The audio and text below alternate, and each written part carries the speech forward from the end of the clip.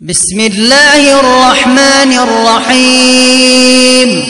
تبارك الذي بيده الملك وهو على كل شيء قدير، الذي خلق الموت والحياة ليبلوكم أيكم أحسن عملا وهو العزيز الغفور،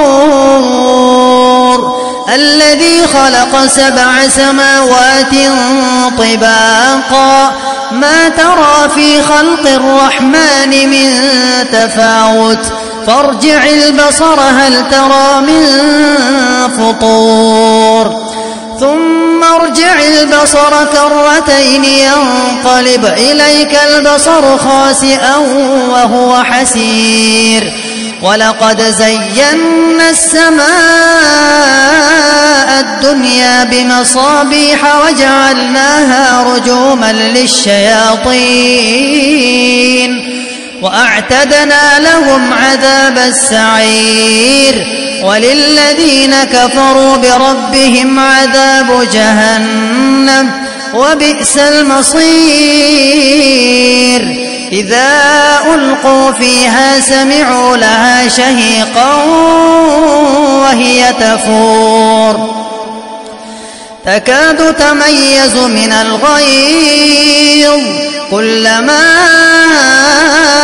ألقي فيها فوج سألهم خزنتها ألم يأتكم نذير، قالوا بلى قد جاءنا نذير فكذبنا وقلنا ما نزل الله من شيء إن أنتم إلا في ضلال كبير، وقالوا لو كنا نسمع أو نعقل ما كنا في أصحاب السعير، فاعترفوا بذنبهم فسحقا لأصحاب السعير.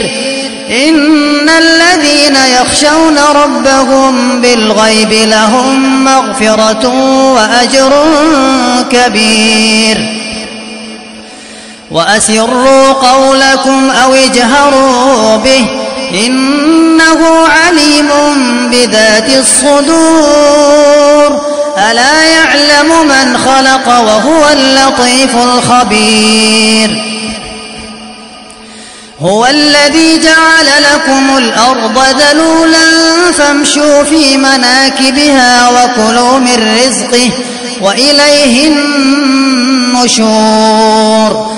أأمنتم من في السماء